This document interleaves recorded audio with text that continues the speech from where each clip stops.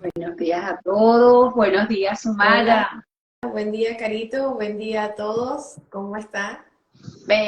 Bendecida, gracias a Dios. ¿Tú cómo estás, Sumayita? Bien, bien, gracias a Dios, bien. Bueno, dándole gracias a Dios por el día de hoy. Sí, señor. Jueves sacerdotal, hablar de un santo sacerdote como Padre Pío. Sí, ya hoy, el 1 de junio, increíble. Mes del Sagrado Corazón de Jesús. Sí, sí, sí, ya casi a mitad de año. Increíble, en un pestañeo. Ayer estábamos celebrando el 1 de enero y ya hoy estamos a mitad de año. A mitad de año, sí. Bueno, pues nosotros vamos a continuar haciendo un preámbulo con la vida del Padre Pío para esas cartas tan bonitas, tanto con sus directores espirituales como con sus hijos espirituales y para nosotros que también somos sus hijos espirituales, esas cartas a medida que las vayamos viendo van a ver que están vigentes como si las acabara de escribir para ustedes, para mí, para Sumaya y para todos nosotros. Ujú. Las cosas de Dios y su eterno presente. Sí, estamos hoy en el live número 40. Ujú. Qué número tan bonito, número bíblico. Sí, número 40. Bueno, pues ya se ha ido conectando bastantes personas. Vamos a comenzar con una pequeña invocación al Espíritu Santo. En el nombre del Padre, del Hijo, del Espíritu Amén. Santo. Amén. Ven Espíritu Santo, ven Espíritu de Dios. Ven por medio de la poderosa intercesión del Inmaculado Corazón de María, tu amadísima esposa. Ven Espíritu Santo, ven Espíritu de Dios, ven por medio de la poderosa intercesión del Inmaculado Corazón de María, tu amadísima esposa. Ven Espíritu Santo, ven Espíritu de Dios, ven por medio de la poderosa intercesión del Inmaculado Corazón de María, tu amadísima esposa. Santifica lo que pensemos, santifica lo que digamos, cómo lo digamos, santifica lo que hagamos, santifica cada obra que comencemos en este día, cada uno de los que estamos en este momento viendo este live, tanto en vivo como en diferido. Santifica nuestras obras, nuestra manera de proceder, que seamos inspirados por la vida del Padre Pío, para proceder con rectitud, para fijar nuestra mirada en la eternidad, sin dejarnos distraer por las cosas del mundo, del demonio y de la carne, que lo que buscan es perdernos.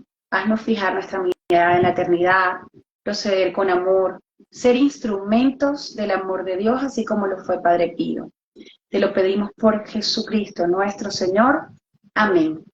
En el nombre del Padre, del Hijo, del Espíritu Santo. Amén. Amén.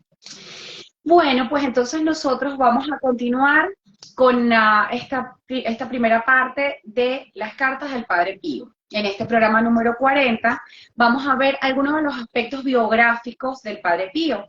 Y a continuación yo les voy a hablar un poquito de lo que fue su paso por el servicio militar en Italia. El 18 de diciembre de 1916, el Padre Pío es enviado a la Armada en Nápoles y el 30 de ese mes ya estaba de vuelta en el convento. Pasó allí durante 8 meses aproximadamente y en agosto de 1917 retorna otra vez a las barracas militares en Nápoles. Lo dejan al servicio dentro del campamento hasta el 5 de noviembre, cuando parte por 4 meses por convalecencia, tiempo que pasa totalmente en San Giovanni Rotondo. El 5 de marzo de ese mismo año de 1918, regrese al servicio militar por última vez, pero apenas el 16 de ese mismo mes es dado de baja por bronquitis. Y le dan sus papeles que dicen que ha servido a su país de manera muy honorable. En total, él sirvió a los militares en Italia por 182 días. Eso en los intervalos que regresaba por un tema de salud. Y fue sacado del servicio militar porque definitivamente su salud no le permitía cumplir con ese servicio. Aparte de las ausencias impuestas por el servicio militar, el Padre Pío salió de San Giovanni Rotondo solamente 2 o 3 veces. Del 18 al 25 de mayo de 1917 fue a acompañar a su hermana Graciela a Roma, que se estaba ordenando como monja billettina, o sea, de la fundación de la orden fundada por Santa Brígida de Suecia. Y a que nadie sabía que la hermanita del Padre Pío había sido monjita. Pues ahí tienen, otra santa. Mamá Pepa hizo un gran trabajo con sus hijos. Desde mediados de abril hasta mediados de mayo de 1918, Padre Pío vivió en el convento San Marcos de la Catola, cuando en una situación difícil fue llamado por el padre provincial para hablar con él y con el padre Agostino acerca de los problemas espirituales que estaba sucediendo con él. Hablemos de la estigmatización. Si bien hay muchas personas que son recurrentes en los programas, también hay mucha gente nueva. Entonces estamos tocando estos temas para que nosotros los que ya conocíamos estos detalles lo repasemos y las personas que están recién conociendo a Padre Pío pues vayan entendiendo un poquito más de lo que fue esa vida del Padre Pío. La vida del Padre Pío durante los 6 años de 1916 a 1922 fue marcada por un progreso espiritual grandísimo. El 30 de mayo de 1918 el Padre Pío recibió los toques más substanciales, que llaman heridas de amor, que producen maravillosos efectos en él. Del 5 al 7 de agosto, los fenómenos místicos conocidos como transverberación del corazón, transverberación viene del latín transverberatio, que significa traspasar. Entonces el Padre Pío sufrió la transverberación, su corazón fue literalmente traspasado. Y esto se llevó a cabo en el preludio del prodigio de los estigmas. Primero sucedió la transverberación, inmediatamente después, unos meses después, sucedió lo de los estigmas, que la transverberación la sufría, pero nadie la podía ver. En cambio, los estigmas ya fue algo demasiado notorio. Los estigmas ocurrieron a partir del 20 de septiembre y marcaron su vida para siempre, y la del resto del mundo, porque se hizo conocer a través de los estigmas. A pesar de la prudencia y la reserva con la que eran mantenidos los estigmas del Padre Pío y sus superiores, el hecho no se pudo ocultar más y gradualmente se hizo de propiedad pública. Conocemos los enormes efectos y prodigios de esta naturaleza en la fe, primero en la de los pueblos cercanos y luego más allá, especialmente luego de que la noticia apareciera ya en los periódicos. Incontables multitudes comenzaron a llegar al convento capuchino en San Giovanni Rotondo para ver lo que sucedía con el Padre Pío.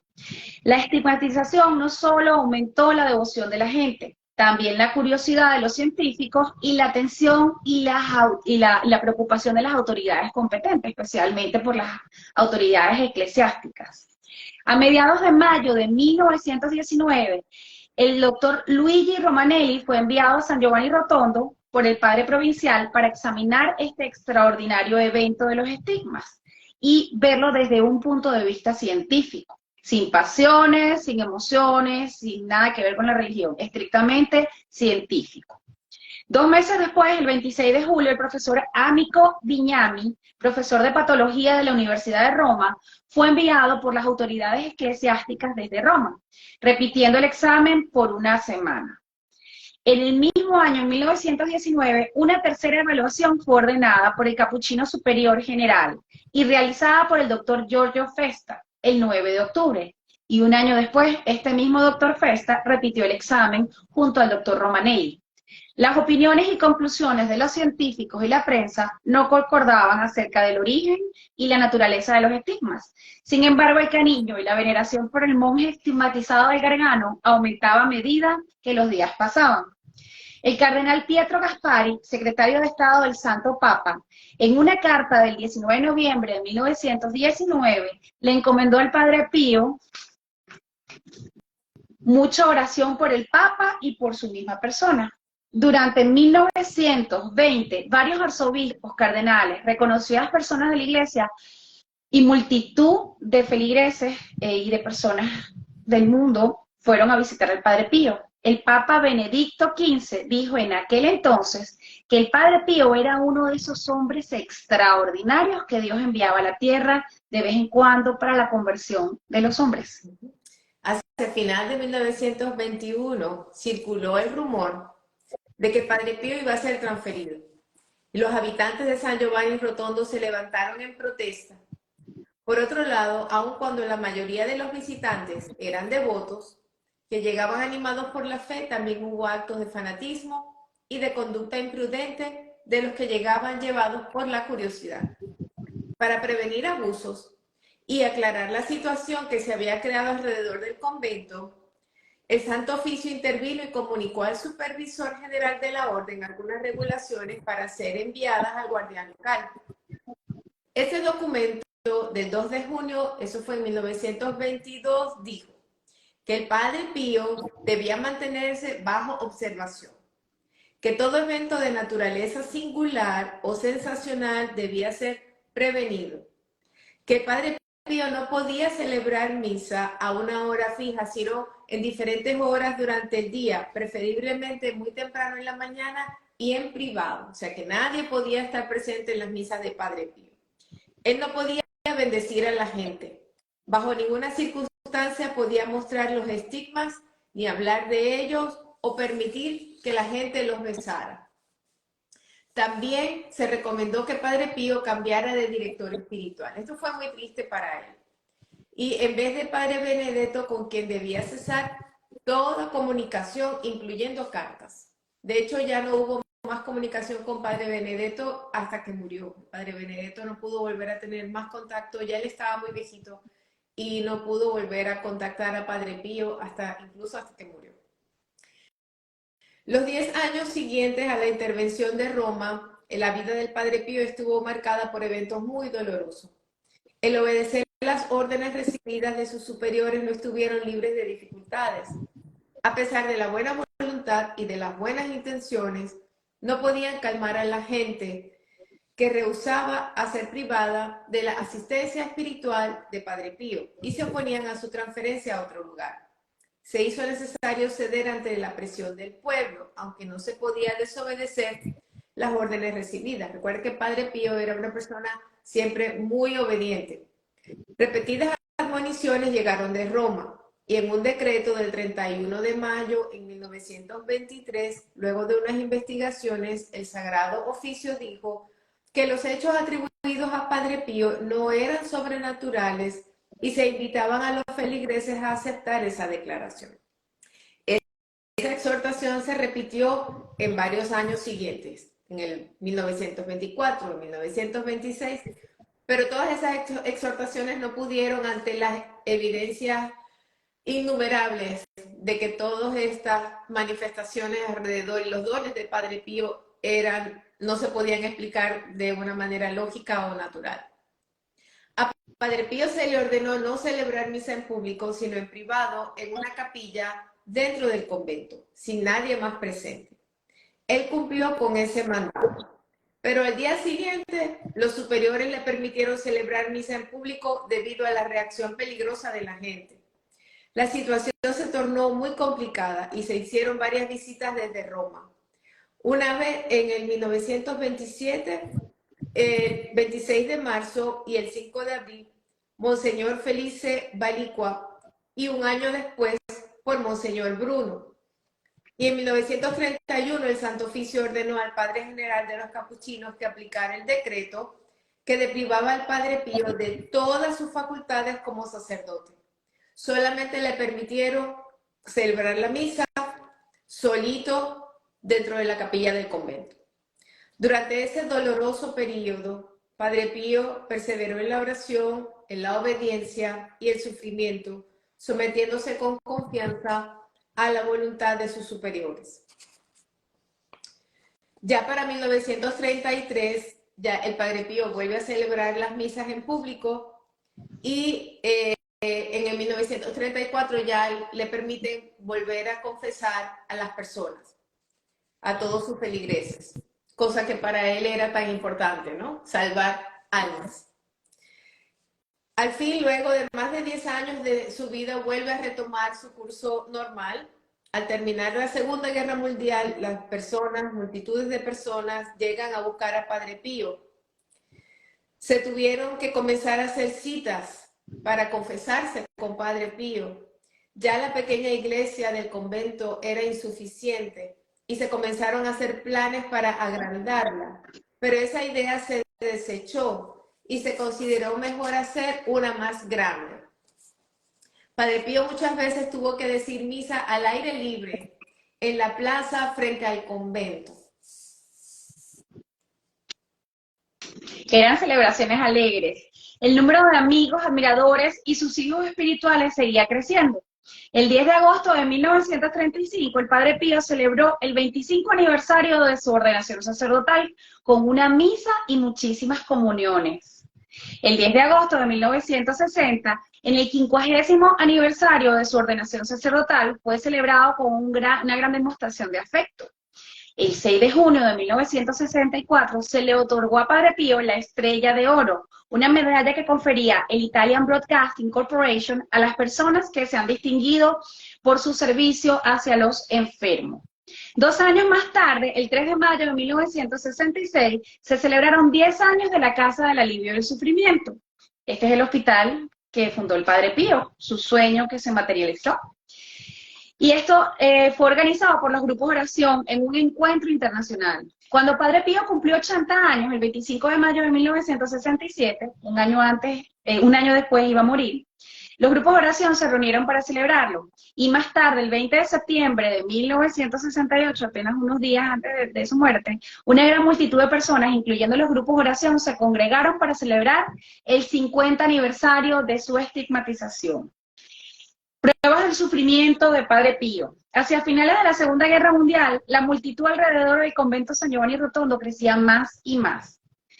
A veces las demostraciones de algunas de las personas en las plazas y en las iglesias eran ruidosas y desordenadas, completamente faltas de respeto. Algunos periodistas publicaban noticias ambiguas, cosas que no eran ciertas, cosas que sembraban dudas sobre Padre Pío en el resto de las personas. Y malas interpretaciones, con repercusiones que eran causa de mucho dolor y de mucha tristeza. Entre los años 1951 y 1952, desde Roma, se enviaron representantes a San Giovanni Rotondo. Y en 1952 se habrían publicado sin permiso y sin la revisión de las autoridades eclesiásticas unos libros sobre Padre Pío. Esto irritó a mucha gente. En 1954, un rumor comenzó a circular acerca de la transferencia de Padre Pío de San Giovanni Rotondo, lo cual hizo que la gente se alocara. La gente amaba demasiado a Padre Pío y no medían, no se lograba medir. Era tanta la pasión que generaba Padre Pío que hicieron muchos desastres, alterando el orden del pueblo, causando demasiadas incomodidades. Y el mismo Padre Pío, lo hablamos en programas anteriores, sufría muchísimo porque lo último que hubiera querido era generar revueltas, incomodidades, problemas entre las autoridades y el pueblo, y eso lo hacía sufrir mucho a él, pero la gente enardecida perdía el control, tratando de defenderlo, que no se llevaran a Padre Pío de San Giovanni Rotondo. 2 buenos proyectos de Padre Pío, llenos del amor de Dios por la humanidad y por Dios, obviamente. Padre Pío recibió y llevó a cabo 2 proyectos que fueron diferentes expresiones de su amor. Uno en forma vertical, que fueron los grupos de oración, ese era su amor hacia Dios, la creación de estos grupos, y la otra en forma horizontal, la expresión del amor hacia los demás, hacia sus semejantes, con la materialización de la Casa del Alivio del Sufrimiento. Desde 1940 ya el Padre Pío veía con la idea de crear este hospital, el cual después de muchas dificultades abrió sus puertas y fue bendecido en 1956 ante más de 15.000 personas. El mismo Padre Pío describió los objetos de este hospital, considerado uno de los mejores equipados en Europa en ese tiempo. La idea era traer alivio al cuerpo, pero también a las almas de los enfermos, y que fuera un templo de oración y de ciencia. Padre Pío dijo, este trabajo ha sido alentado y logrado como una llamada práctica al amor de Dios a través de la caridad. Con respecto a los grupos de oración, el Papa Pío XII, durante la Segunda Guerra Mundial, invitaba repetidas veces a todo el mundo a la oración. Llamaba a la gente a la oración, y luego el Padre Pío definió las características de este movimiento llamado Nidos de Fe. En 1966, él dijo, son grupos en los que Cristo se presenta cada vez que miembros se reúnen para orar y recibir la Eucaristía. Estos grupos han ido creciendo por todo el mundo. Para 1968, 726 grupos habrían sido registrados en 20 países con 68.000 miembros. En el 2002, ya habían sido registrados 2.700 grupos en todo el mundo. Recordemos que nuestro grupo de oración Padre Pío, Miami, que estamos por todo el mundo, porque donde quiera que nos vean, esos son miembros de oración miembros del grupo Oración Padre Pío, nuestro grupo también está registrado allí en San Giovanni Rotondo. Y todos ustedes que nos están acompañando ahorita mismo en esta transmisión, ustedes también son miembros del grupo Oración Padre Pío. Y están registrados en San Giovanni Rotondo como parte del grupo Oración Padre Pío. Sí. Bueno, entonces continuamos a hablar, ahora vamos a hablar un poquito acerca de la salud. Los últimos 10 años de la vida de Padre Pío estuvieron marcados por frecuentes recaídas que debilitaban su sistema ya débil por los sufrimientos morales y físicos. Los fieles se alarmaban cuando no lo veían celebrar la misa en la mañana. En el año 59, entre abril y agosto, él daba la misa en una capilla y luego, utilizando un micrófono, enviaba un mensaje a la asamblea en la plaza de la iglesia para recitar el Ángel. El 7 de agosto, por las gracias de Nuestra Señora de Fátima, se recuperó de nuevo. Eso fue un milagro muy lindo del que ya hemos conversado un poquito. A partir de 1965, su salud cada vez era más débil. A partir de enero del 68, que es el año en que él fallece, ya no podía caminar y comenzó a utilizar silla de ruedas.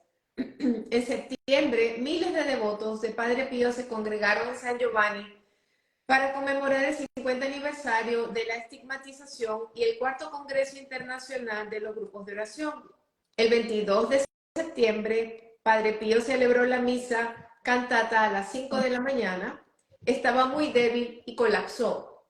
A las 6 de la tarde bendijo a la multitud y a las 2:30 de la mañana del 23 de septiembre murió en paz. Su muerte estuvo en todos los titulares de periódicos del mundo y en las noticias de la televisión. Comenzaron las peregrinaciones de devotos en forma ininterrumpida y en 1969 se inicia la causa para su beatificación y canonización. Ahora vamos a hablar un poco acerca de la personalidad de Padre Pío.